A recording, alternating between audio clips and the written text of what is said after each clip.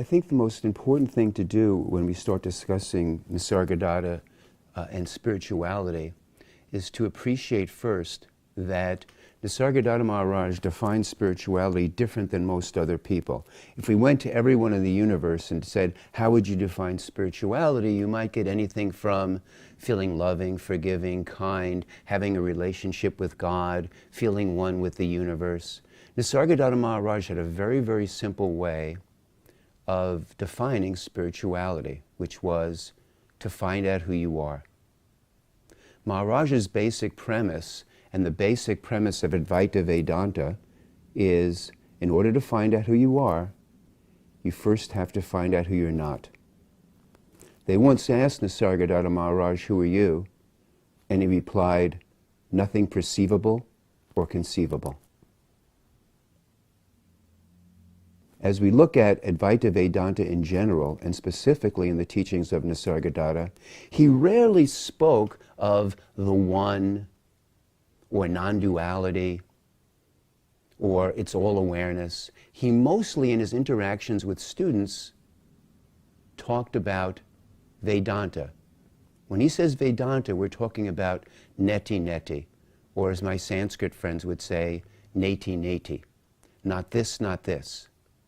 Very simply stated, whatever you think you are, you're not.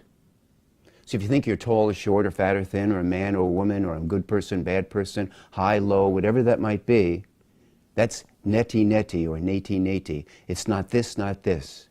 So in order to find out who you are, you first have to find out who you're not. And as Maharaj said, you're nothing perceivable or conceivable. In all the interactions in the book I Am That, he is talking specifically to a particular student, for that particular student, and where that particular student is in a moment in space-time. In other words, a student can be caught in any particular state or station or experience, and Maharaj's focus was to dislodge them or to get them to let go of where they thought they were or who they thought they were. So oftentimes in my workshops, what I suggest to people is, look, read I Am That, read Prior to Consciousness, read all this material, but take the position or the point of view or the moment in space-time, be the questioner, have that particular question or issue, and then receive the answer from Maharaj, and notice what occurs that way. So what we're going to do in this very, very short program is discuss first experiences, states, and stations. To start off with, Baba Prakashananda, who was one of the teachers I worked with, I once went to him in about 1976, 77, and I was sitting with him and I said, can you tell me something about experiences? And Prakashananda said, if I tell you my experience, I'll think I had it. Spiritual experiences are ego. Now this fits perfectly in with the neti neti or neti neti, not this, because anything that's perceivable or conceivable, anything that's experienceable is not it. So the question on experiences is, why would we rely on an experience in the first place? Because all experiences require an experiencer, a knower, an awarer, an observer, a witnesser of the experience to know there was an experience going on in the first place. About 10, 12 years ago, I was giving a talk in Santa Fe, and a guru, I say guru with a small g, was sitting in the audience, and he raised his hands and he said, oh, there's no I, there's no I, there's no I, there's no I. And I said, how do you know that? So one of Maharaj's mantras was, who is the knower? Or, what knower is knowing that?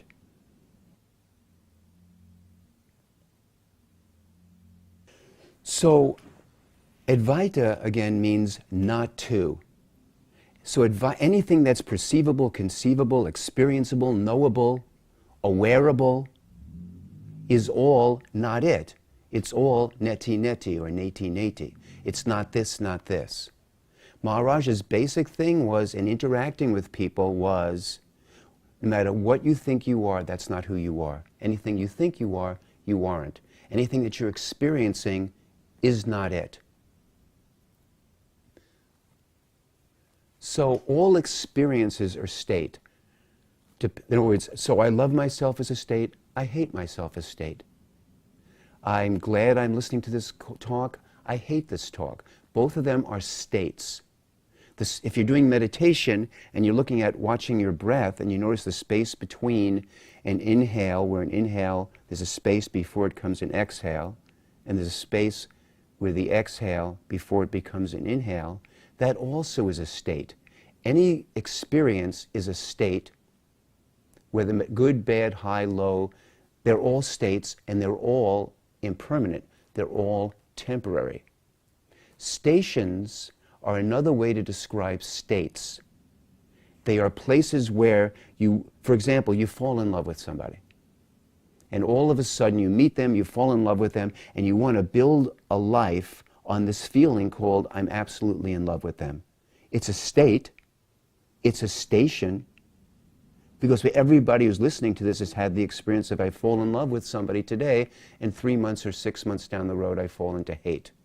So all states, stations, experiences are temporary. The dream or the wish or the fantasy is that one day I will realize some permanent state of absolute bliss.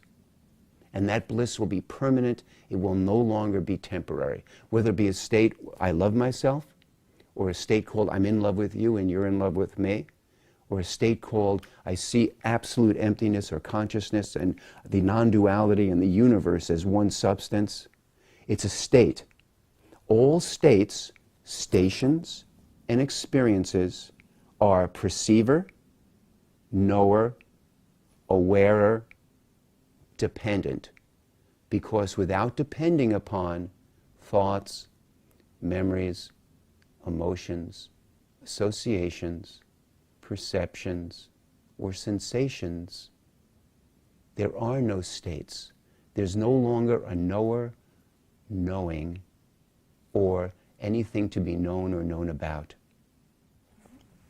So all states, stations are experiences, and all of it requires a nervous system, a brain and nervous system, and a body to have that experience.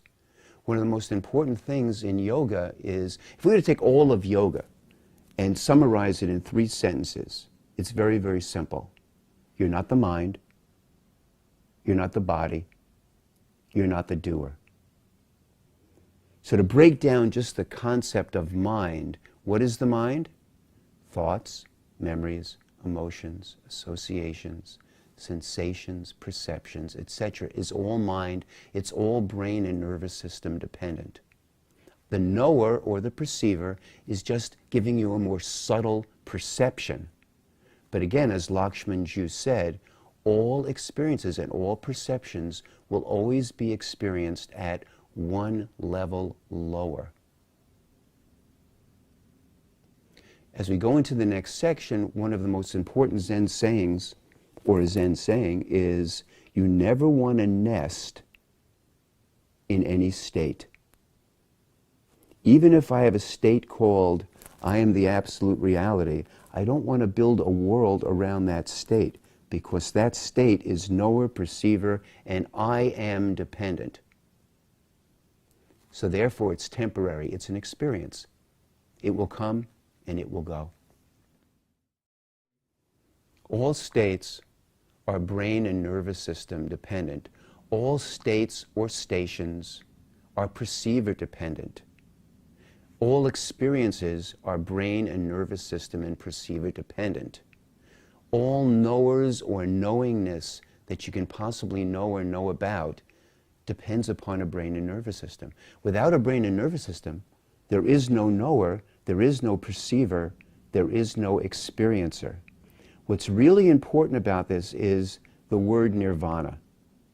Most people have the word nirvana as I am going to nirvana.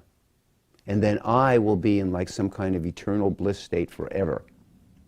But actually the word nirvana, about 90% of the time, is defined as extinction. About 10% of the time, it's defined as annihilation. So nirvana means extinction or annihilation. There is no I, there is no knower knowing it. It's beyond anything knowable or that you can know about. When I first met Baba Prakashananda, I was sitting with him, and I said to him, I want liberation. He said to me, what's liberation? And I gave the traditional answers, merging, oneness, enlightenment. And as each time it came out of my mouth, I realized it was absolute and total bullshit. And he looked down at me and he said, you don't want liberation. Because if you have liberation, you won't be there to appreciate it. And this is why Nisargadatta Maharaj, when he referred to the absolute, he said, in the absolute state, I don't even know that I am.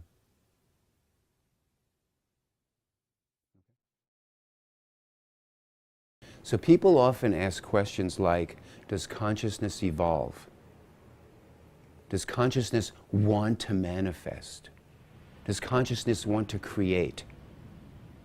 And the best way to appreciate this is a term called anthropomorphic. Anthropomorphic simply means it is the tendency of a brain and nervous system to project its qualities upon something that does not have a brain and nervous system. So for example, people thousands of years ago in the Old Testament might be walking around the desert talking about a wrathful God. Isn't that there's a God that's wrathful? God couldn't be wrathful because God doesn't have a brain and nervous system. What it is, it's an anthropomorphic projection. In other words, I feel wrathful or angry or upset, and then I project it on something which does not have a brain and nervous system. In the same way, does consciousness evolve? Does consciousness want to manifest? Does consciousness have particular qualities that it wants to produce so that you can have a better life and move on and be creative? No, it's an anthropomorphic projection. What does that mean? It means that from the point of view of thoughts, memories, emotions, associations, perceptions, sensations, etc., that is projected upon the absolute reality, which has no thoughts, memories, emotions, associations, perceptions.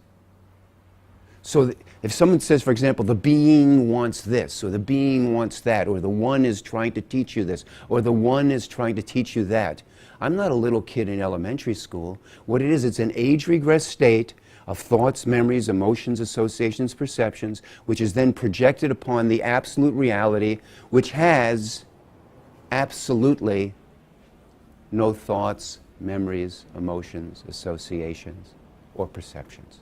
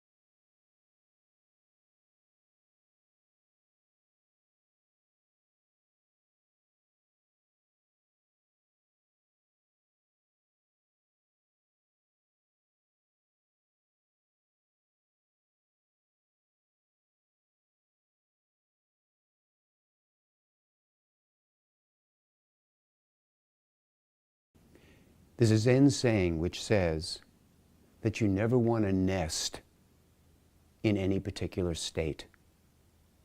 What that basically means is people have problems because they have an experience of a state, and then all of a sudden the state disappears. Or a teacher has an experience of a state and the state disappears. Or a person has an experience of a station or any experience, clarity, bliss, love, and they want to make that a permanent state or station. They want to nest in that. What's important is if you want to find out who you are, the first thing you have to do is find out who you're not. So it makes it very, very easy if you know potential states and stations along the way so you can realize they have absolutely nothing to do with who you are. If I was to imbibe one statement as a mantra for Nisargadattovi Maharaj, it would be, anything you can know or know about, you can't be. Therefore, discard it.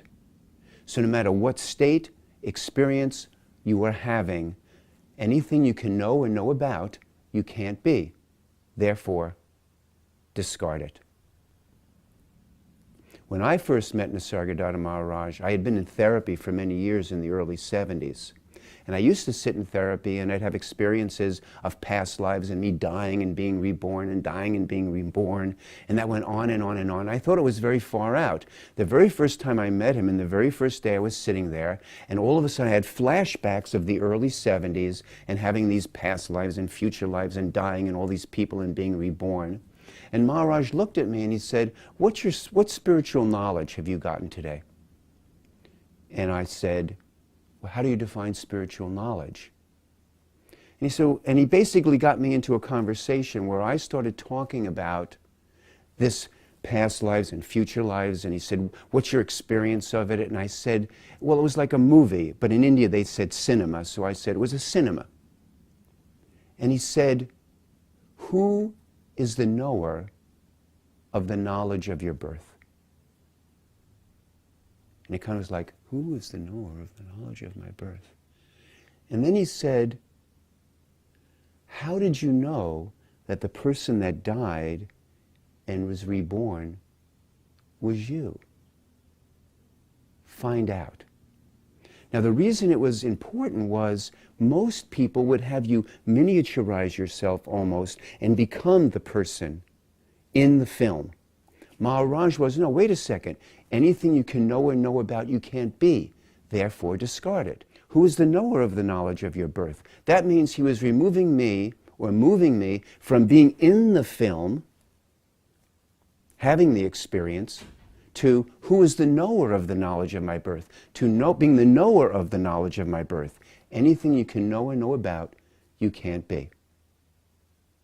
So as we go through these states or stations, the purpose of it is just so you can grasp that any state, station, or experiencing you're having is not it.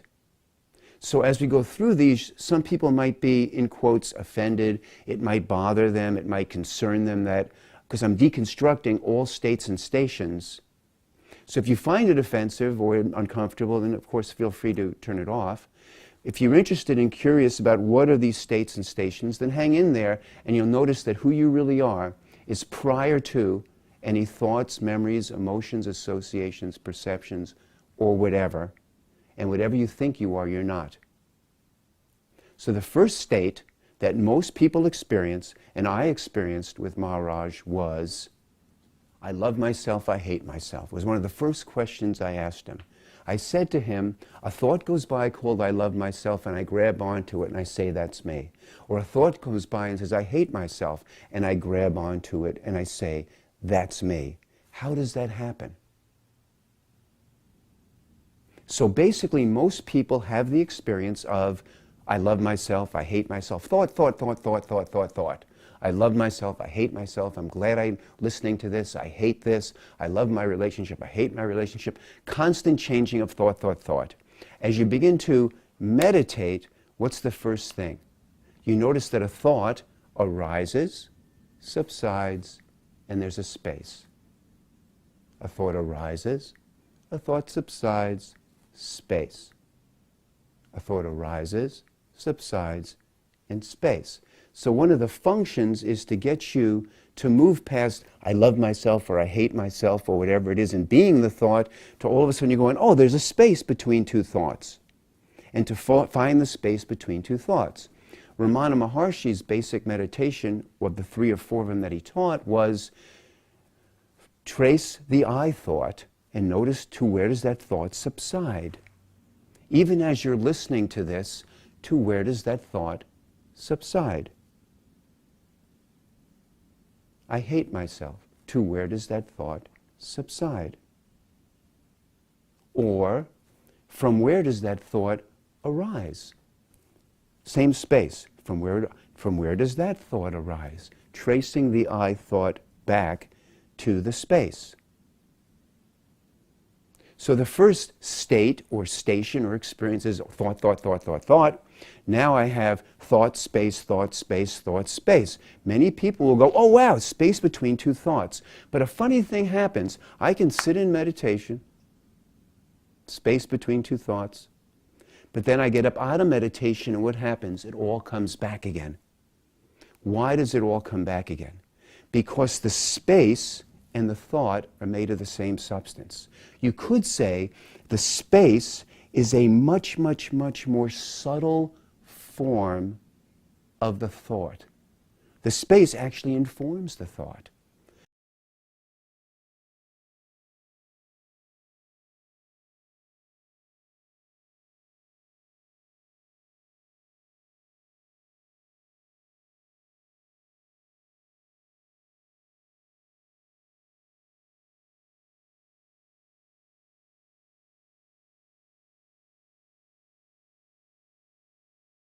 So naturally, if I have from a thought called I hate myself, and then I'm in the space, it's pleasant, it's quiet, it's a state, but the minute I stand up, it all comes back again.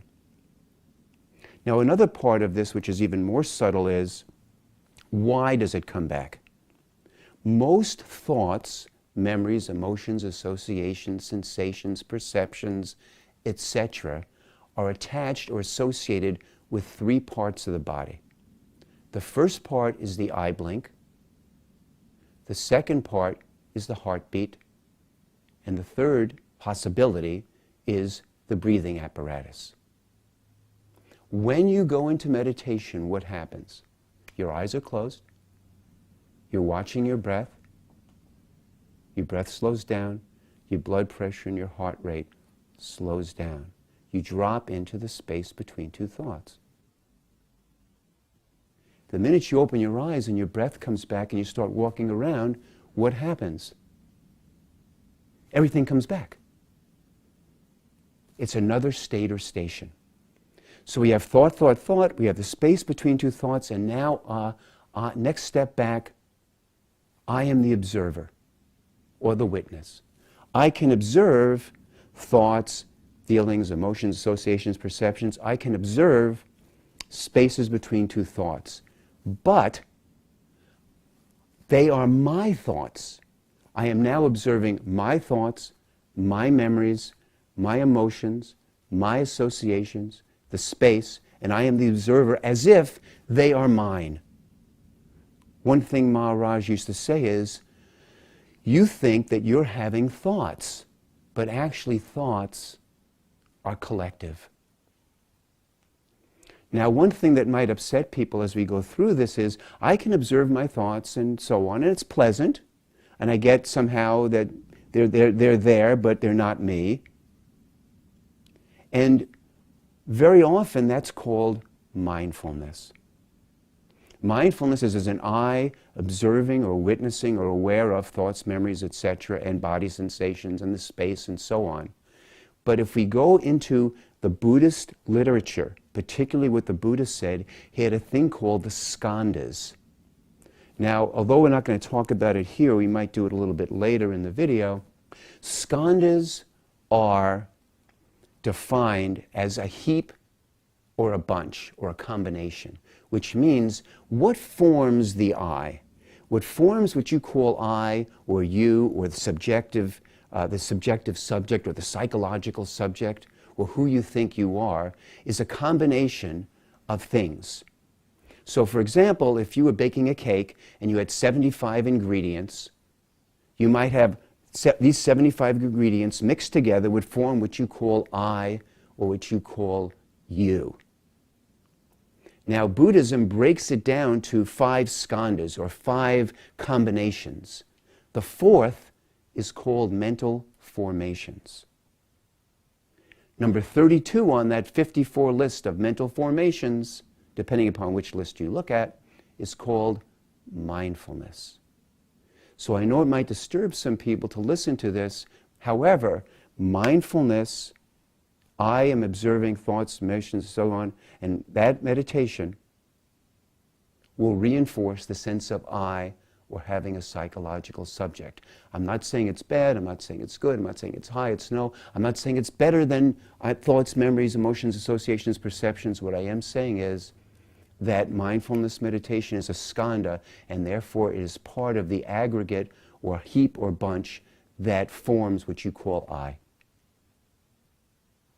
When you realize all of that, all of a sudden, I am just the observer or the witness. They're not my thoughts, memories, emotions, associations, perceptions. They're not the spaces in it. Now, if we move forward to just the observer, see, the illusion in mindfulness is there's one separate I or observer that's observing all of these things. The problem is there is not one observer, there is an infinite number of observers. The illusion is there's one stable observer, and a thought goes by called I love myself, or a thought goes by called I hate myself, and I am that observer observing this. But actually, with each experience, with each thought's memory, emotion, association, perception, a different observer or knower or experiencer appears. So even as you're listening to this, if you notice a thought that you're having, observe the thought that you're having. Notice what occurs when I say, what observer is observing that? Notice another thought. Be the knower of the thought. What happens when I say, what knower is knowing that? What generally happens when this is presented is that when you say what observer is observing that, everything goes blank. It's just blank. Why? Because in that moment, the thought and the observer of the thought, you go beyond the observer. Once you go beyond the observer and the observer of the thought, there's just blankness with a sense of knower or knowingness there that knows the blankness. That is what Maharaj called the I am. The I am is just the basic foundational point whereby everything rests. As long as the I am is there, thoughts, memories, emotions, associations, everything is like funneled or focused or is part of. No I am, no thoughts, memory, emotion, associations, perception. I am, there's a knowingness, or I am having these thoughts, memories, emotions, associations, or perceptions. What I want to say is that if we go to thoughts, memories, emotions, associations, perceptions, spaces, observer of my thoughts, just observation, prior to observation itself, 99% of all spiritual practice is to get you beyond from your being your thoughts, memories, associations, emotions, to the space, to observation, to I am. That is 99% of spiritual practice. From here on in, you're going prior to spirituality itself. For example, now I'm just the blank I am. Now, the next level back is I am conscious of the blankness. I'm the knower of it. I'm conscious. And remember, anything you can know or know about, you can't be. Therefore, discard it. So if I am conscious of the blankness, not only can I not be it, it has nothing to do with who I am. You'll notice the blankness, and you'll go, wow, there's just the blankness. There's just what Maharaj called the I am. And that's why one of his most basic teachings over 90% of the time was stay in the I am and let go of everything else. Easier said than done. One person said to him once, how long does this take? And his answer was, to get established in this condition, it might take some time. But hang on to the I am only, your own beingness.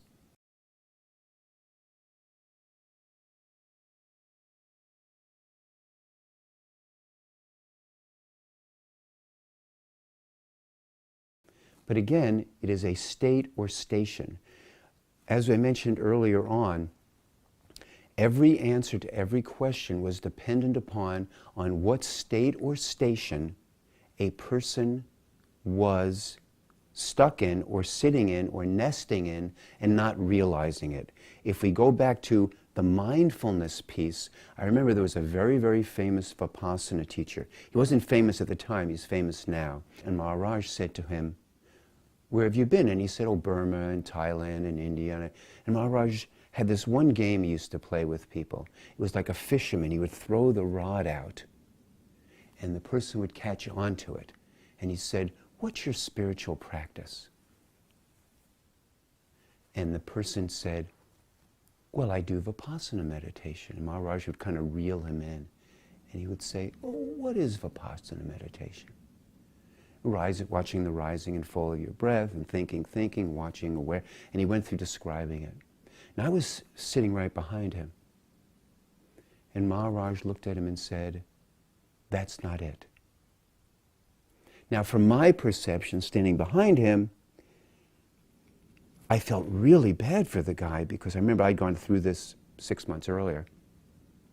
My perception was, it was almost like his body was made of glass and Maharaj had thrown a rock through it and just shattered it. And the translator, Mullah Patan, leaned forward and said, don't feel bad. Whatever you say you're doing, Maharaj always says, that's not it. So again, Maharaj was always trying to dislodge you or move you past the state or station that you were unknowingly, unconsciously nesting in. So, what knower is knowing that, or what observer is observing that, brings you to blankness or just I am. But at some point, you become conscious of the I am. Now, what might happen is all of a sudden the of dissolves, and then there's just consciousness. There's no knower of the consciousness. There's just, we'll call it consciousness.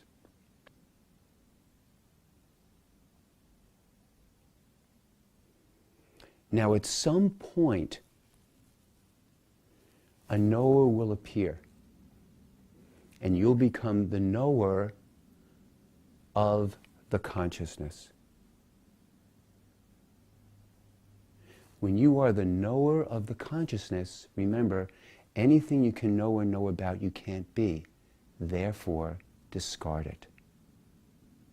I.e., you are not the consciousness. I am the knower of the consciousness. Now, Maharaj, what distinguished him from anybody that I'd ever known, certainly, and read about, other than Nagarjuna in the 2nd century, he was the only one who said, consciousness is not it. It is a state, it is a station, it is a knowable experience.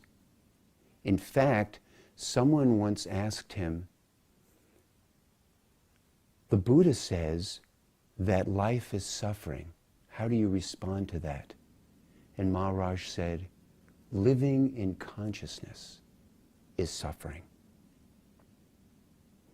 So now as the of disappears and there's just the consciousness, the knower appears, and all of a sudden the knower of the consciousness, and all of a sudden it expands out, and there's this vast, vast emptiness.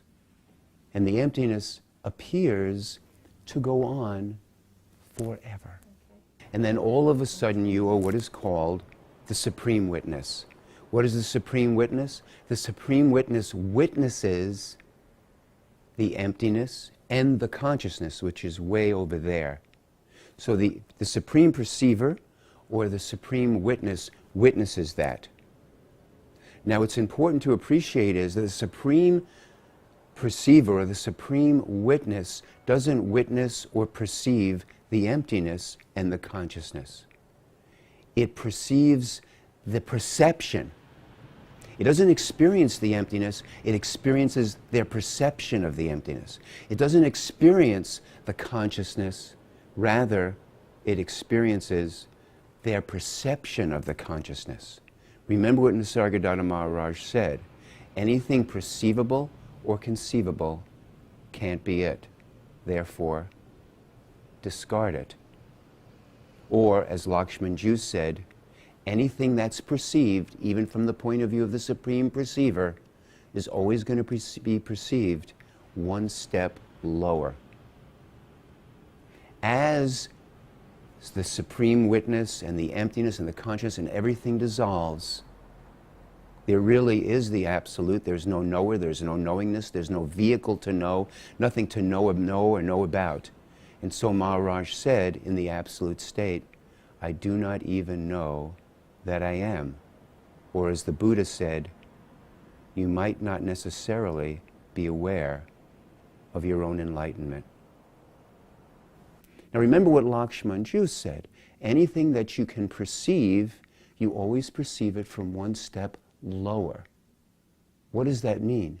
Since I'm the knower of the emptiness, or the witness of the emptiness, or the awarer of the emptiness, then I can't be the emptiness.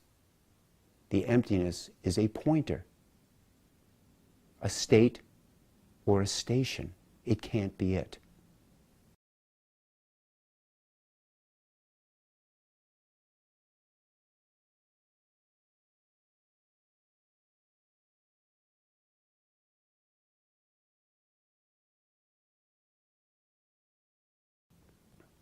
Now at this point, people often say, well, there's no I, there is no I, there is no I, there is only non-dual, there's only emptiness, or there's only consciousness, only this thing, this one substance. Non-duality is a state, it is a station, it is a pointer. And in fact, we used to call it, in this state in the 80s, we used to call it the not I state. We called it the not I state because there was no I, and yet there was an I that knew there was no I. So it was a not I that knew there was no I. It was a state or station. Non-duality can be used as either a pointer, although all pointers point to that which is not. It's always a good way of saying that's not it. But non-duality is a state or station right in this area of emptiness, Supreme Witness, witnessing, the knower knowing the not I state. Non-duality is an experience which is not it. The only one that I ever read about that ever spoke about that was Nagarjuna, the founder of Madhyamika Buddhism. And what Nagarjuna was saying was his 8 negations. And the 8 negations of Nagarjuna are nothing comes, nothing goes. Nothing arises, nothing subsides. There are no similarities, there are no differences. There is no duality, there is no non-duality. So to seek a state of non-duality is to seek something or a perception or an awareness or a knower knowing a state that is not. It needs to be discarded as not this. So non-duality is not it. And oftentimes people say, there's only the one. Now Zen koans are designed to break down each one of these states or stations so that you don't believe that's who you are and you don't nest in them. And to handle this thing of there's only the one and this is it, there's a beautiful Zen koan, which is, if everything is the one, where does the one come from? What that does is move you beyond, in quotes you, beyond the state of one or not one, into what Maharaj called the absolute. Maharaj said, in the absolute state, I don't even know that I am. And that's why he often referred to the absolute state as unawareness.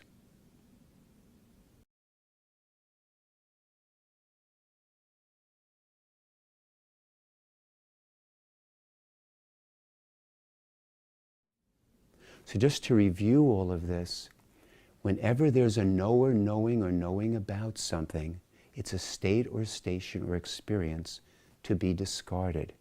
Even consciousness, there's a knower knowing the consciousness, even emptiness, even awareness, even the witness that's witnessing all of that, even non-dual state, even the one, all has a knower knowing it. Therefore, it can't be you. Therefore, discard it. And that's why nirvana does not mean I go to a place called nirvana, but rather, nirvana means extinction.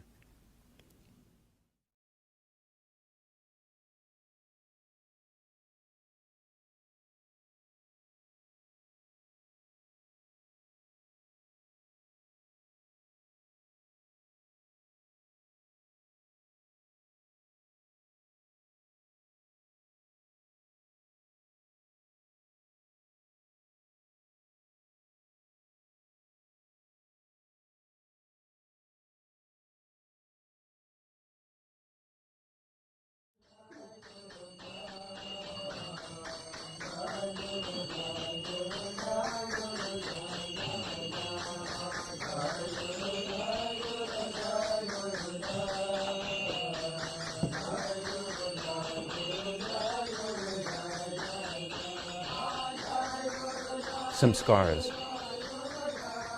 There are lots of definitions for samskaras or vasanas.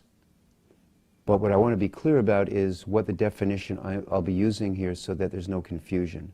Samskaras are vibrations prior to archetypes.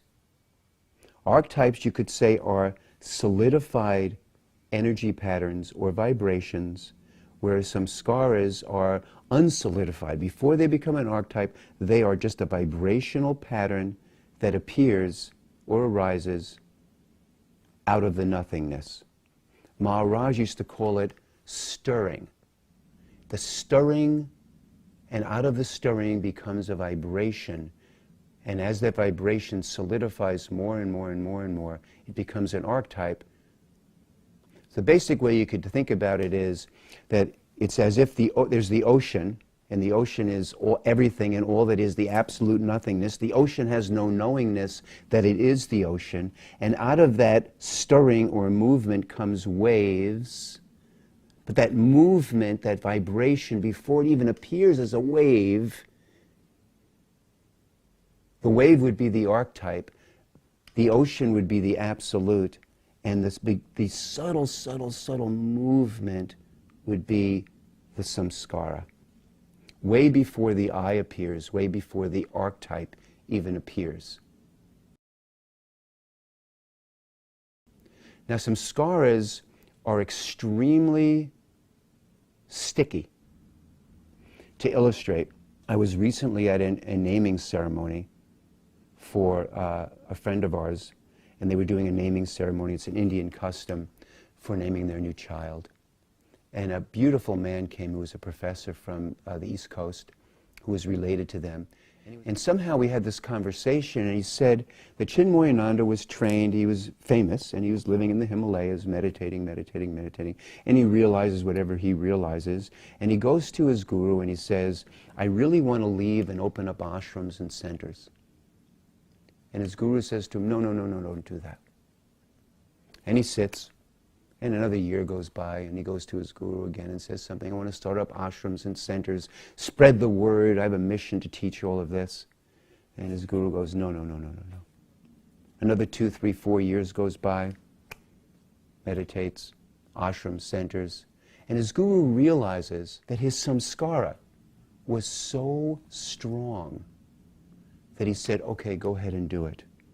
There's some samskaras that are so, we'll call them sticky, that they will manifest, that you actually can't burn up, we'll call it in the fire of yoga or the fire of meditation or through awareness or even seeing or knowing or being aware of them. They're that strong. The movement is subtle enough and the archetype so strong that it will manifest. Oftentimes in the past they were referred to as uncooked seeds. And the metaphor of uncooked seeds is you have a seed, and if you put the seed in the ground and you watered it, then the seed would produce a plant and bear fruit. However, if you took that seed and you put it in a frying pan and cooked it and then put it in the ground, it would not bear fruit. In the same way, a samskara is like a seed, what Maharaj called the seed of consciousness, that when it blossomed and produced a fruit, then therefore would manifest in the physical universe. So samskaras are the most subtle vibrational, we'll call it stirring, Maharaj called it, or movement out of nothingness prior to the formation of an archetype, prior to the formation of I. And it manifests all perceivables and conceivables prior to the physical I, prior to the sense of I, prior to the sense of I am, prior to the psychological subject is the samskara. So samskaras are this subtle stirring out of the nothing that produces all perceivables and conceivables. In fact, one of Maharaj's senior students, Jayashri, used to say that Maharaj had told her that at the moment of conception, the film starts. At the moment of conception, the samskara actually forms and is produced and begins the manifestation process. So, contained within samskaras are linguistic conditioning. If I say, hello, how are you? You'll say, fine, how are you? The linguistic conditioning in believing that words represent something, when words are actually abstracted representations of things which do not actually exist. So, Maharaj was very, very clear in the neti or neti about discarding not this, meeting the problem at the level of the problem and helping people to move beyond where they thought they were. Again, he never really discussed Advaita, not to, because you can't say anything about it. And in fact, he even said, whatever you think it is, it isn't. Now, Maharaj defines sadhana, or spiritual practice, as looking for what you have not discarded and discarding it. So as you went through the states and stations and experiences and all of these things went all the way back, all samskaras that you'll be dealing with, that the psychological subject will be knowing or knowing about, not only become samskaras and things that are personally experienceable, but they also can become portals or vehicles to go back, all the way back to the absolute. So imagine an ocean and the most subtle movement in a wave, and the wave hits the sand, and then all of a sudden it can draw back and just actually disappear back into the ocean again. One of the best metaphors I've ever heard, or stories I've ever heard, is the famous story of Ramana Maharshi. Ramana Maharshi, in the 40s, a student came to see him.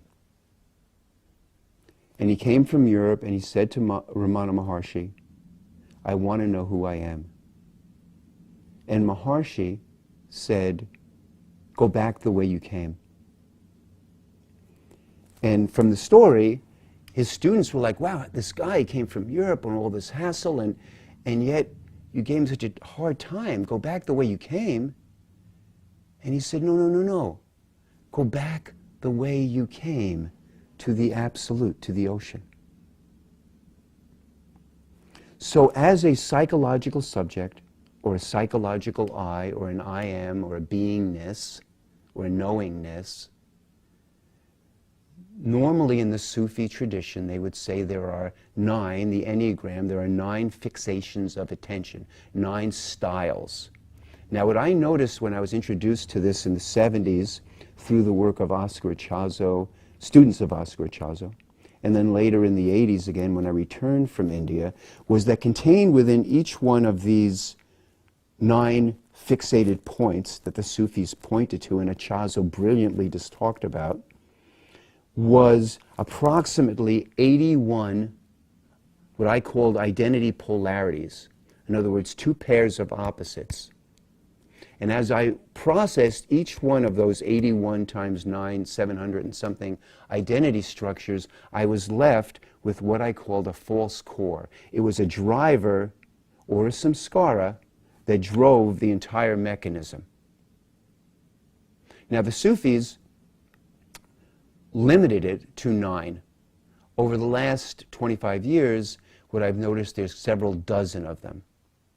Now these are particular states that if you can get to the root of them, they govern all states or stations that you can be through. And if you follow it back and trace it and go just beyond it, you can go back the way you came, as Maharshi said, and then back into the nothingness and dissolve in the ocean.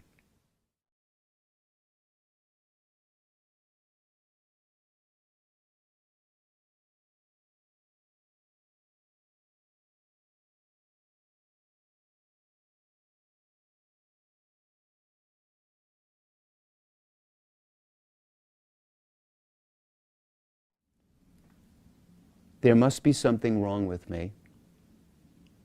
And then it's compensation. I have to prove there's nothing wrong with me so I can achieve perfection. Number 2, I am unworthy and have no value. It's opposition or overcompensation. I have to prove that I am not unworthy and I have value by becoming a saint. Number 3, I do not know what to do. Compensation, I have to overdo and achieve harmony. Number 4, I am inadequate and a failure. I have to be overly competent and confident so that I can be recognized. Number 5, I do not know. Compensation, I have to know so that I can be omniscient. This particular one I find extremely interesting because in spiritual practice this one is used probably most frequently. But people don't know that it's a structure. So recently I had a conversation with a woman who was a Zen practitioner. And she said, I always feel like I don't know, I have to know. I don't know, I have to know. I don't know, I have to know. When you realize those are 2 conflicting states sitting in consciousness, then you don't bounce back and forth. You can realize they are states and they have nothing whatsoever to do with who I am. Number 6, I am alone. Compensation, I have to connect so that I can be one with the universe. Number 7, I am unfinished and incomplete. I have to get finished in order to be complete so that I can be omnipresent. Number 8, I am powerless. The overcompensation. I have to be overly powerful so that I can be omnipotent. Number 9, I am loveless. Compensation. I have to be overly loving so that I can be worshipped. Number 10, I am crazy. Compensation. I have to be sane so that I can be the center of the universe. Number 11, I am unsafe. Compensation. I have to be safe and create safety. Number 12, everything is out of control and chaos. I have to be in control so I can be free and let go. Number 13, everything I do is wrong. Compensation. I have to right all the wrongs and be a success. 14, I am rejected. Compensation. I have to reject you so that you will accept me. As an aside, it doesn't have to be logical, because these things aren't necessarily logical. Number 15, I am not enough. Compensation. I have to be more than enough so I can be the center of the universe. 16, I am exposed, cracked, and falling apart. Compensation. I have to hide this and be solid and whole in order for me to be liberated. 17, there must be a reason or a cause for all that happens. Compensation. If I find the reason, I'll be free. Number 18, there is no center, source, or location or origin in the universe. Compensation. There must be an origin, a location, a center, or a source for all of this. If I find it, I'll be free. As an aside to this, the strategy is often, the answer lies within. However, there is no inside, there is no outside. Number 19, I do not trust anyone. Compensation. I have to trust so that I can let go and be free. Number 20, why does everything always happen to me? Solution, I must find out why things are happening. 21, I am at effect, therefore unfinished. Compensation, I must be at non-effect in order to be finished and liberated and end the game.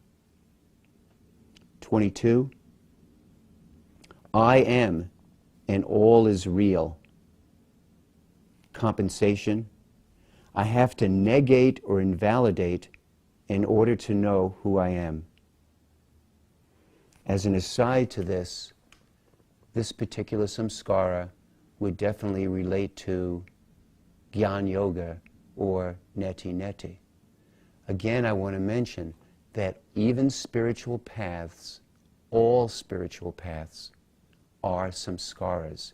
There's no judgment on good or bad or high or low or right or wrong, but they are all samskaras that begin in the ocean and the subtle movement within the ocean prior to even the formation of a wave, called an archetype. Number 23, I am nothing, I don't exist, and I'm going to die. The compensation, I have to be something, I have to exist, and I have to live. 24, I have feelings, I have to feel in order to be. Compensation, I have to get rid of, process, or express my feelings in order to be free. 25, I am trapped in a body. Compensation, I have to be free and without a body. 26, I am dark, sinister, demonic, or evil. Compensation, I have to hide this and appear light and have a sweet, loving persona. 27, I don't know who I am. Compensation, I have to find out who I am, and if I do, then I will be permanently free of all problems and be in bliss. Once again, you can see how even the beauty of Gyan Yoga is still a samskara, a very, very subtle movement or vibration appearing out of nothing. Number 28, something bad is going to happen. Solution, I have to be prepared. Number 29, you are lying, it's all a lie. Solution, I have to find the truth. Number 30, I am ashamed and afraid of what I have done. Solution, I am proud of what I have done. 31, I am a heretic, a martyr, a scientist, and a questioner of the faith.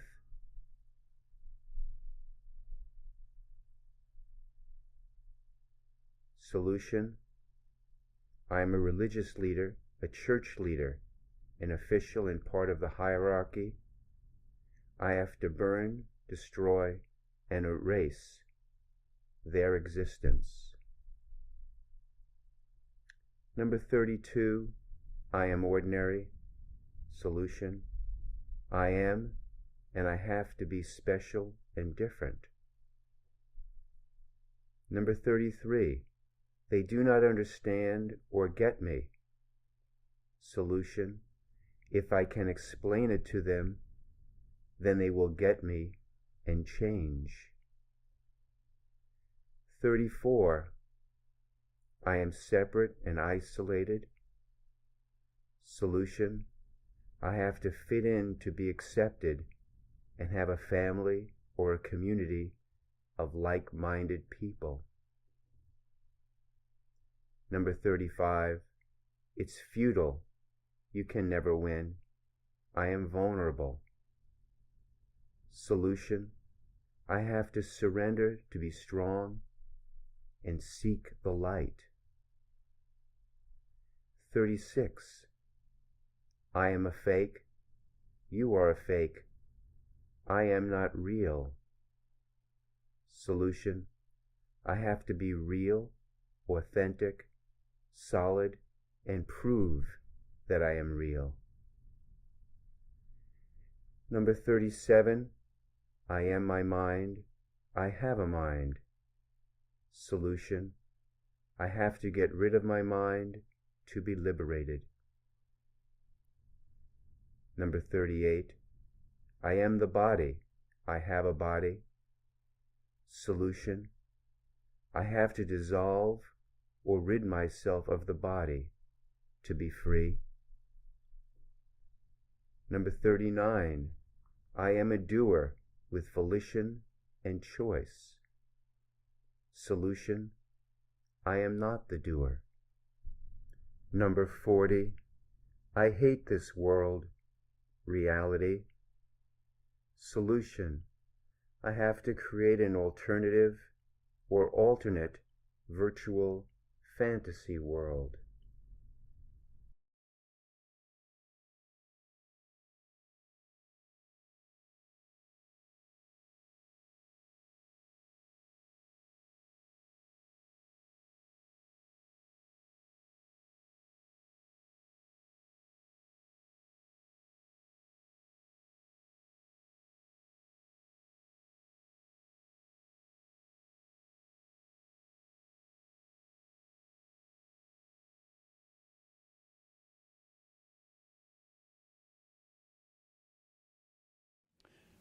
Two very frequently asked questions.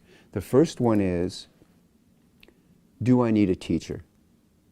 And that's a question that always kind of befuddles me because I don't know why you wouldn't want one. I remember when Baba Muktananda passed away, I flew back to India for his Mahasamadhi, and Baba Prakashananda was there. And I just had gotten off the plane, and my Indian name was Narayan. And so he was walking along the pathway in the woods, and he looked at me, and he went, "Oh, Narayan, Narayan, Narayan, Narayan." I knew Narayan would come. And I said to him, "What should I do?" And he said, "Okay, you stay 30 days here, and you do this chant, and do this mantra, and then after that's finished in 30 days, I want you to come out to Nasik, where I live." And I was kind of like, okay. Because to me, I always see a teacher as somebody who's really on your side. Simply stated, they have your best interest at heart, not theirs. So for me, I see a teacher as, imagine walking outside and you fall down and you break your leg and you're in incredible pain. And a person comes by and they actually pick you up and they put you in a car and they drive you to a hospital where you'll be out of pain. That to me is a teacher. It seems silly for me to say, "Oh, no, I'm going to stand up and walk to the hospital on my own." My friend Mark in London said it this way. Let's suppose I'm looking for a restaurant, but I can't find it. I'm totally lost. I'm in London for the very first time. And a passerby who's been to that restaurant 1,000 times walks by, and he says, "Oh, I can see that you're lost. What do you want?" "Well, I want this restaurant." And the passerby says, "Okay, make a right and a left and go down 2 miles and make another right, and it's on the left-hand side." And then I say, "Oh, no, I'm going to find it on my own." So to me, that's what a teacher is. He has totally, or she has totally your interest at heart. It is totally organized around, in quotes, you. Which leads to the second question that comes up all the time is, how can you tell a real teacher, in quotes, from somebody who's not? That's a difficult thing to talk about because in the West, we have a correlation between teaching and quality of teaching or presentation, or do I like the person, and are they a good teacher, or are they, in quotes, do they know who they are? So the only thing I can really do is a neti-neti or a neti-neti on it, which is say, what is it to avoid? The first thing I would avoid is, as a neti-neti, not this, is if someone has an organization and hierarchies. If someone has an organization or hierarchies, then they're more than likely operating out of some kind of business model where they want to bring people in and bring more people in and build centers and ashrams all over the place. I would avoid that. Another thing I would avoid is if somebody charges too much money. I have no problem with people charging for service. The question is how much. For me, the price should be within the standard of a particular country or situation where it is. So for example, if the standard in California for a one-day workshop is $125 a day or $150 a day, that's a reasonable price given the context. In India, it might be 150 rupees a day. But when you find people all of a sudden charging $300, $400, $500 a day, that to me is something that is got to be neti-neti, something to be discarded. The third thing I would want to discard is when they have guarantees, guaranteed results. If you do this practice, you'll definitely get this permanent state. If you do that, you'll definitely get this. It's guaranteed. You take this workshop, you take this training, you do this practice, guaranteed. These all are part of the hierarchy, the business model, and what I call the awakening business. Another thing to be avoided would be, on people's websites, it could say something like, our mission is to serve you in your awakening process. Well, the word mission has a funny connotation, because even though it's just a word, it implies there's some kind of higher service that they're doing. Also, service or seva or karma yoga is selfless service. It's not, I will serve you in your awakening process for a price. That's an awakening business. Another thing I would look at discarding is, all of a sudden, the spouse is brought in. So not only do we have the enlightened master, man or woman, all of a sudden they have the enlightened couple. So the master is teaching Advaita Vedanta, and all of a sudden he brings in his wife, and she's teaching Advaita Vedanta.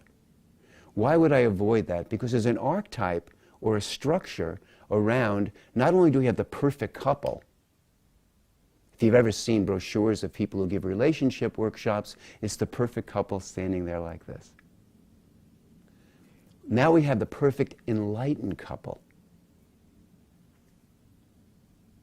And finally, the last thing for me that would be important to discard is this concept of integration. In other words, there's a subtext or a context underneath it, that if you do this spiritual practice, you'll be able to be more, do more, have more, create more, have a better relationship, make more money, have more. Now, spirituality is not about being more, doing more, having more, creating more. According to Maharaj, spirituality is one thing and one thing only, and that is finding out who you are. So there's a trap around integration or embodiment, or all of a sudden I'll be embodied and aware and fully enlightened, because the essence of yoga is you're not the mind, you're not the body, you're not the doer. And if you're not the mind, body, or doer, who or what is there to be integrated or embodied? There's a frequently asked question regarding bliss. Everybody seems to want bliss, to be in permanent bliss. What's interesting is, if you go into the Hindu scriptures, is that there's something called the bliss sheath. Bliss sheath, bliss covering, bliss veil, which translates to mean as you can feel great in the state of bliss or having the experience of bliss, but it's a temporary condition. Ergo, it's something to be discarded or peeled back. So bliss is a layer which prevents you from going deeper into finding out who you really are. One of the most frequently asked questions around samskaras and vibrational patterns is, what holds them so tightly? And what holds them so tightly is lying. Now, I know people over the years, over the 30 years of teaching, is they hate the word lying.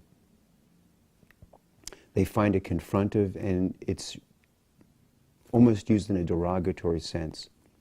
But samskaras are held together tightly by lying, and the problem is most people lie, and then they lie that they lie, and then they forget that they were lying in the first place. So to give you an example, let's suppose I meet somebody in a relationship, and I'm sure most people have had this experience.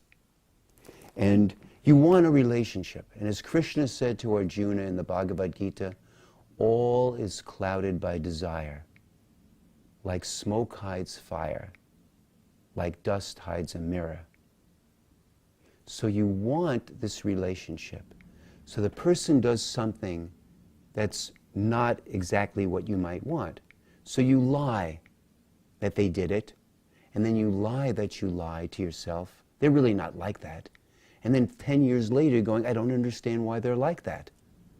I once had a gentleman who had sponsored me to do a workshop in family therapy, over 25 years ago. And he said to me, I was married for 10 years, and I had lied to myself about who she was. And then I lied that I lied. And then 10 years later, I kept on saying, why is she behaving like that? And then one day I realized that I was lying to myself. She was always like that.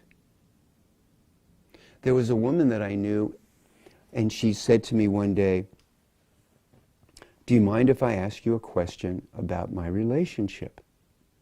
And I said, ask me whatever you want. And she said, I don't understand something.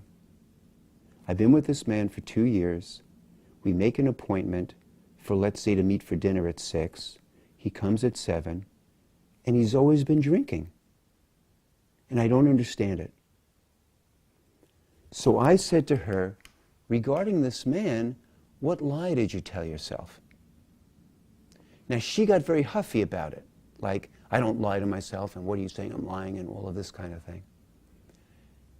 And after she simmered down, she said, well, you know, I met him, I went to a bar, and he was the bartender.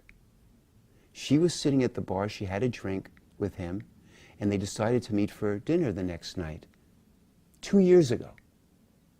He comes about 45 minutes late, and he's been drinking. I said to her, what lie did you tell yourself? Oh, he's really not like that. And what other lies did you tell yourself? Well, he's really not like that. He's going to change. It'll be different. So she lied to the way he was, and then she lied that she lied. And 2 years later, she's all upset because she doesn't understand why he's behaving that way. He always was that way. She just lied to herself about it. So lying to oneself is what holds some scars so tight. If you tell the truth about it, things have a tendency to disappear. So what I want to go over is the 17 faces of lying that never get acknowledged.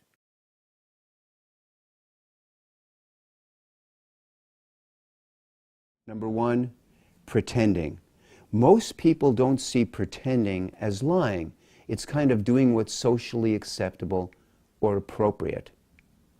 But when you pretend, you're lying. I remember many years ago, in the early 80s, I was involved with the Erickson Institute in Phoenix, and one of the Erickson daughters came to New Mexico where I lived, and we were going out to have lunch, and she said to me, what is your relationship going to be to the Erickson Foundation?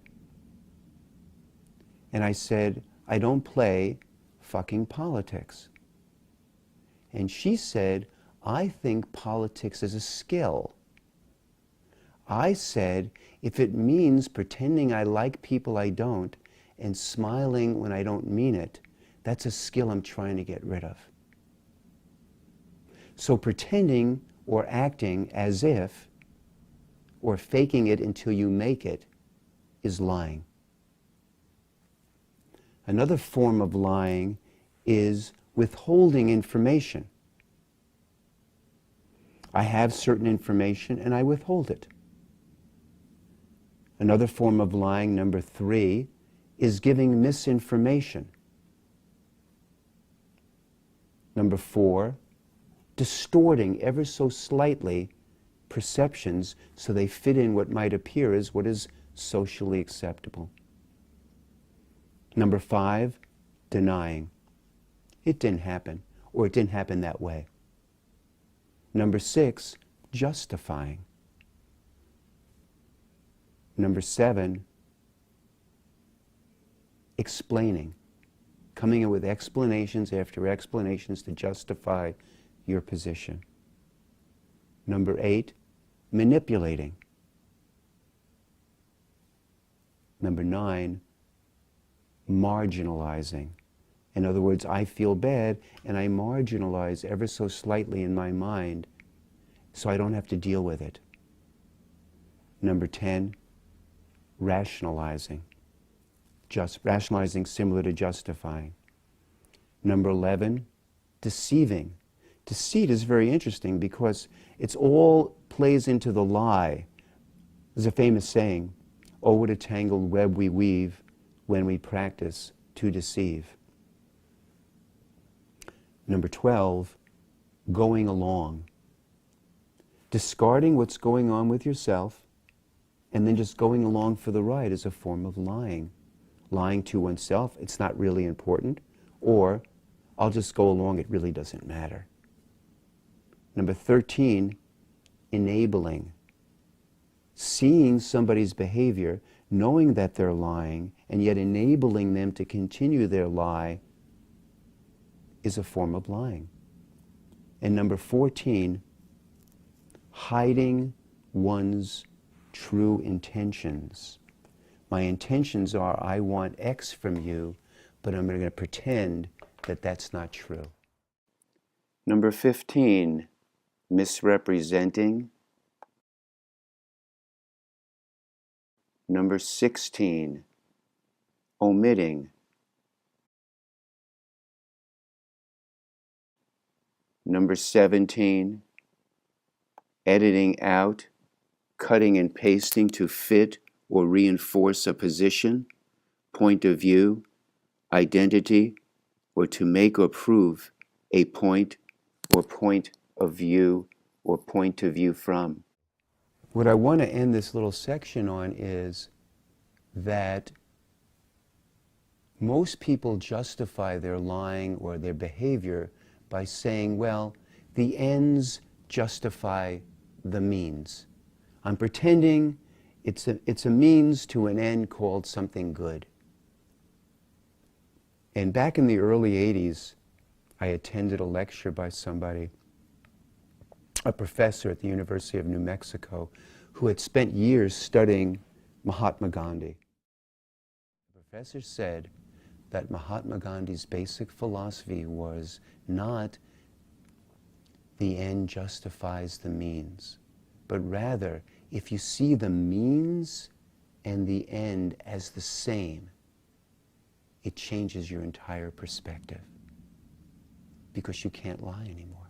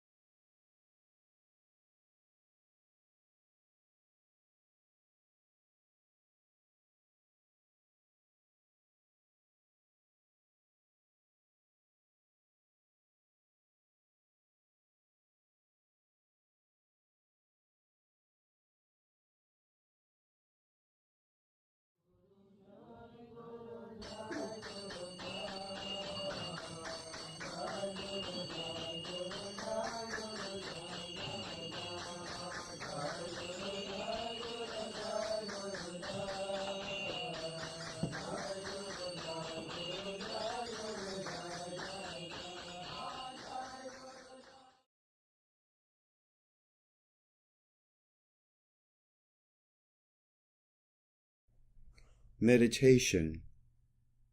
Lie down comfortably and let your eyes close. Without thoughts, memory, emotions, associations, sensations, or perceptions? Is there something wrong with me? Nothing wrong with me, or neither? Without thoughts, memories, emotions, associations, perceptions, or sensations, what does wrong with me or me even mean? Without thoughts, memories, emotions, associations, sensations, or perceptions, are you perfect, imperfect, or neither? Without thoughts, memories, emotions, associations, perceptions, sensations, what does perfect or imperfect even mean? Without thoughts, memories, emotions, associations, sensation, or perception, are you worthy, unworthy, or neither? Without thoughts, memories, emotion, association, sensation, or perception, what does worthy or unworthy even mean?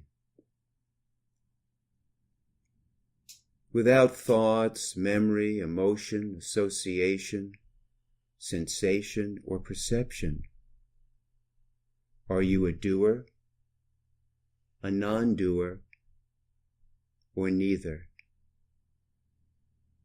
Without thoughts, memory, emotion, association, perception, or sensation, what does doing or a doer even mean? Without thoughts, memory, emotion, association, perception, sensation, are you adequate, inadequate, or neither? Without thought, memory, emotion, association, sensation, or perception, what does adequate or inadequate even mean?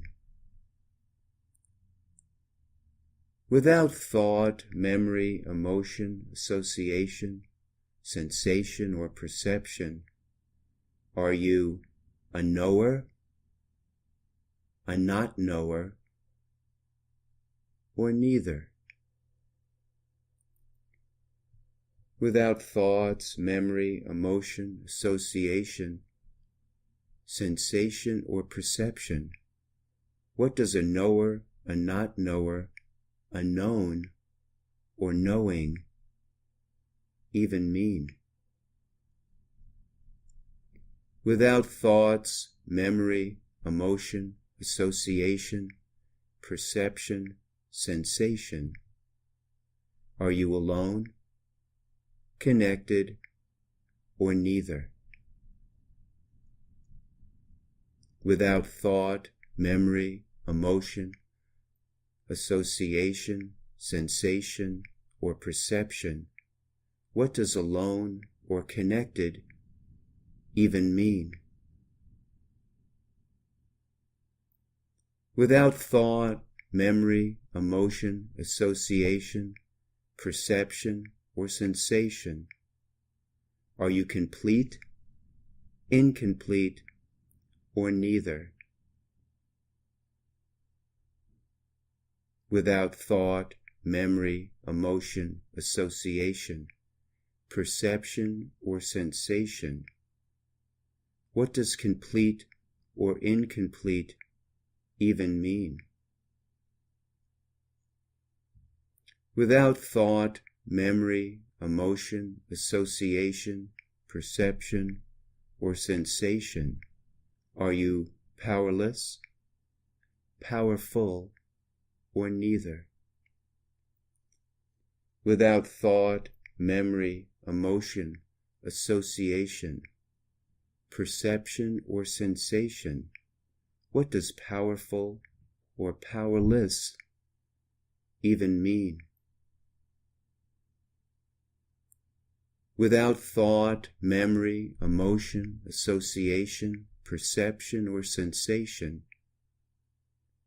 are you loveless, lovable, or neither?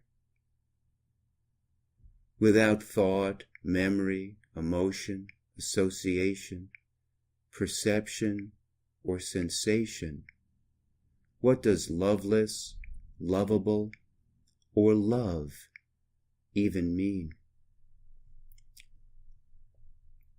Without thought, memory, emotion, association, or perception, are you crazy, sane, or neither? Without thought, memory, emotion, association, perception, or sensation, what does crazy or sane even mean? Without thought, memory, emotion, association, perception, or sensation, are you safe, unsafe, or neither? Without thought, memory, emotion, association, perception, or sensation, what does safe or unsafe even mean? Without thought, memory, emotion, association, perception, or sensation, are you in control, out of control, or neither? Without thought, memory, emotion, association, perception, or sensation, what does control or out of control or chaos even mean?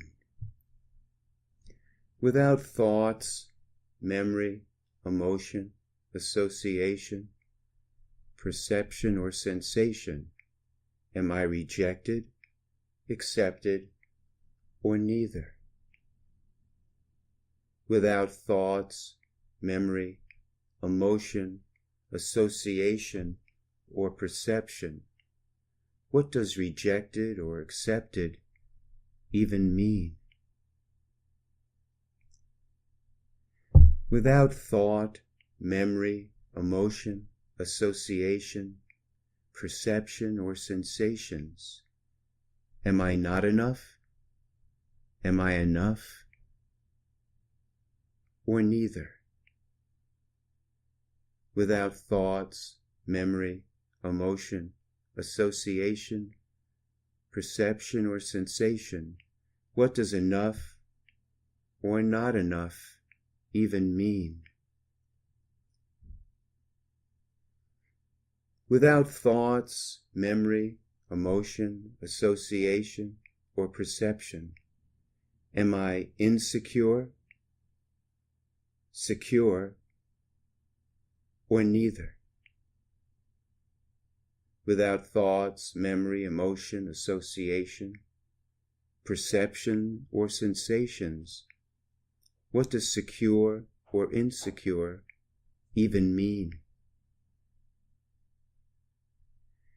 Without thoughts, memory, emotion, association, perception, or sensation, am I confused, clear, logical, or neither? Without using thoughts, memory, emotion, association, or perception, what does confused or logical or cause and effect even mean? Without thoughts, memories, emotion, association, perception, or sensation, is there a center, a source, or a location? Is there no center, no source, no location, or neither? Without thoughts, memory, emotion, association, perception, and sensation, what does source, location, or origin even mean? Without thoughts, memory, emotion, association, perception, or sensation, is there trusting, not trusting, or neither? Without thoughts, memory, emotion, association, perceptions, and sensation, what does trust or no trust even mean? Without thoughts, memory, emotion, association, perception, or sensation, am I a victim? Am I at cause? Or neither? Without thoughts, memory, emotion, association, perception, and sensation, what does a victim or causing or creating something even mean?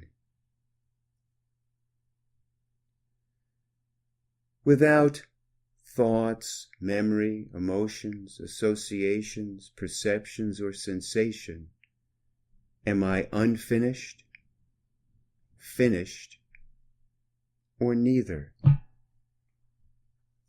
Without thoughts, memory, emotion, association, perception, or sensation, what does finished or unfinished even mean?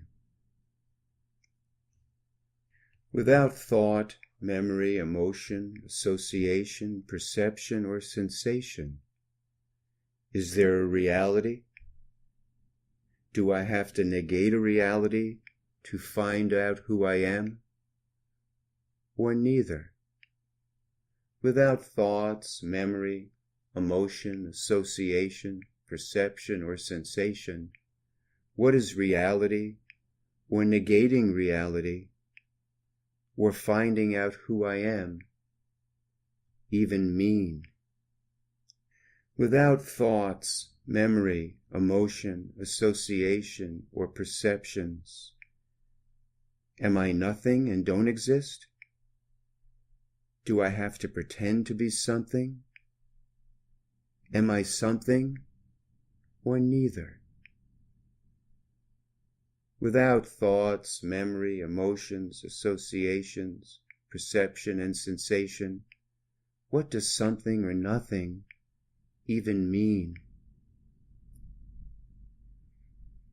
Without thoughts, memory, emotion, association, perceptions, sensation, am I a feeling being? Do I have to feel? Do I have to get rid of my feelings? Or neither? Without thoughts, memories, emotions, associations, sensations, or perceptions, what do feelings or getting rid of my feelings, having feelings, in order to be free, what does that even mean? Without thoughts, memories, emotions, associations, perceptions, or sensation, am I trapped in a body? Do I have to get free of a body? Am I without a body, or neither?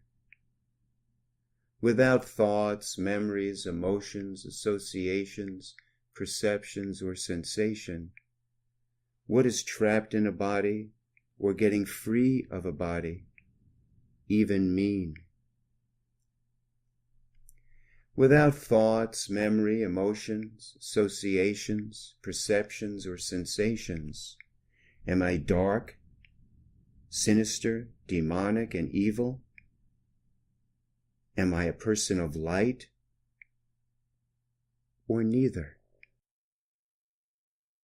Without thoughts, memory, emotions, associations, perceptions, or sensations, What is dark, demonic, sinister, evil, or a being of light even mean? Without thoughts, memory, emotions, associations, perceptions, or sensations, do I not know who I am? Do I know who I am? Or neither? Without thoughts, memory, emotions, associations, perceptions, or sensations, what is knowing who I am or not knowing who I am even mean? Without thoughts, memories, emotions, associations, perceptions, or sensations, is something bad going to happen? Do I have to be prepared? Or nothing at all? Without thoughts, memories, emotions, associations, perceptions, or sensations, what is bad, prepared, or future happenings even mean? Without thought, memory, emotion, association, perception, and sensation, have I done things wrong? Am I a fraud? Do I have to confess? Or neither? Without thoughts, memories, emotions, associations, perceptions, or sensations, what's a sin? What's confession? What's a fraud? And what's a bad act? Without thought, memory, emotion, association, perception, sensation, are there lies, truth, or neither? Without thought, memory, emotion, association, perception, or sensation, what is lying, and what is a lie, and what is truth even mean? Without thought, memory, emotion, association, perceptions, or sensation, am I ashamed of what I have done, proud of what I have done, or neither? Without thought, memory, emotion, association, perceptions, or sensation, what is ashamed or proud even mean? Without thought, memory, emotions, association, perception, or sensations, am I a heretic, a rebel, or a religious leader, or neither? Without thought, memory, emotion, association, perception, or sensation, what is a heretic or a rebel or a religious leader even mean? Without thought, memory, emotion, association, perception, or sensation, am I ordinary, special, or neither? Without thoughts, memory, emotion, association, perception, and sensations, what does ordinary, special, and different even mean? Without thoughts, memory, emotion, associations, or perceptions, am I understood, not understood, or neither? Without thoughts, memory, emotion, associations, sensations, or perceptions, what does understood or understanding or explaining even mean? Without thoughts, memory, emotions, associations, perceptions, or sensations, am I separate and isolated? Do I have a community of like-minded people? Do I need to fit in, or neither? Without thoughts, memory, emotions, associations, perceptions, or sensations, what does separate, isolated, fitting in, or a community even mean?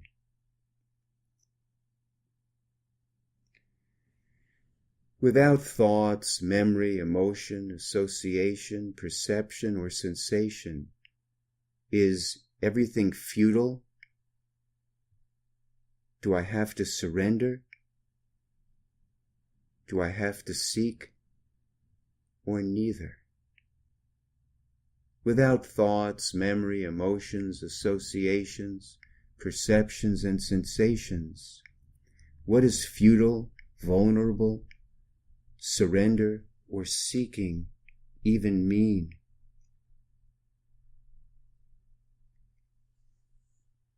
Without thoughts, memory, emotion, association, perceptions, or sensations, am I a fake? Am I real? Or neither? Without thoughts, memories, emotions, associations, perceptions, or sensations, what does fake or real even mean? Without thoughts, memories, emotions, associations, perceptions, do I have a mind? Do I have to get rid of my mind? Or neither?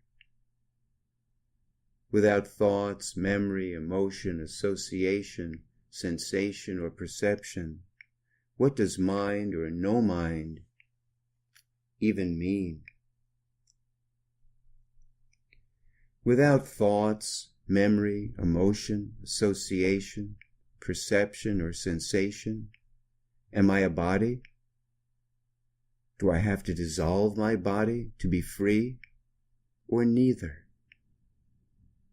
Without thoughts, memory, emotion, association, perception, or sensation, what is a body or dissolving a body or being free even mean? Without thoughts, memory, emotion, association, perception, and sensation, am I a doer with volition and choice? Am I a not doer, or neither? Without thoughts, memory, emotion, association, perception, or sensation, what is a doer or a not doer even mean?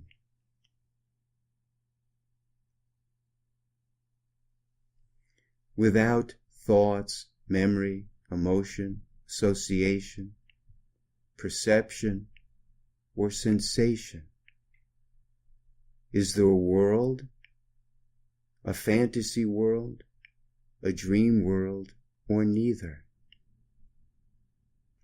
Without thoughts, memory, emotion, association, perception, or sensation, what does a world or no world even mean? Without thoughts, memory, emotion, association, perception, or sensation, are you an observer, not an observer, or neither? Without thought, memory, emotion, association, perception, or sensation, what does an observer or a non-observer or observation even mean? Without thoughts, memories, emotions, associations, perceptions, or sensations, are you a witness, witnessing, or neither? Without thought, memory, emotion, association, perception, sensation, what does witnessing even mean? Without thoughts, memory, emotion, association, perceptions, sensations, are you consciousness, not consciousness, or neither? Without thoughts, memory, emotions, associations, perceptions, sensations, what does consciousness or not consciousness even mean? Without thoughts, memory, emotions, associations, perceptions, sensations, are you emptiness, form, or neither?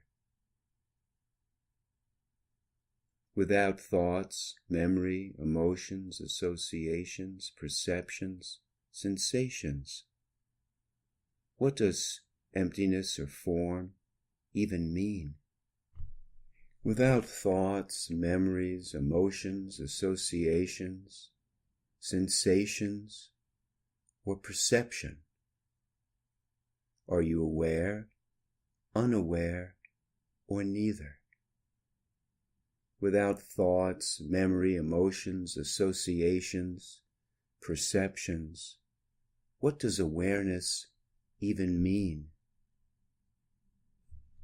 Without thoughts, memory, emotions, associations, perceptions, is there non-duality, duality, or neither? Without thoughts, memory, emotions, associations, perceptions, what does duality or non-duality even mean? Without thoughts, memory, emotions, associations, perceptions, what is energy? Without thoughts, memories, emotions, associations, perceptions, what does energy even mean? Without thoughts, memories, emotions, associations, perceptions, what is space-time? Without thoughts, memories, emotions, associations, perceptions, what does space and time even mean? All that is heard is non-existent, Shankara. Shankara, all that is heard is non-existent. All that is heard is non-existent. Om Purnamada Purnamidam Purnat Purnamudachyate Purnasya Purnamadaya Purnamevavashishyate. Om Shanti Shanti Shanti. Om. That is the Absolute. This is the Absolute. From the Absolute appears to give the illusion of manifestation. Whether the Absolute appears to appear as manifestation or appears to not be the Absolute, still there is only the Absolute. The Absolute is all there is. As the Absolute, there is no Absolute. All that is heard is non-existent. Nityananda Maharaj ki jai. Nisargadattovi Maharaj ki jai. Baba Prakashananda Maharaj ki jai.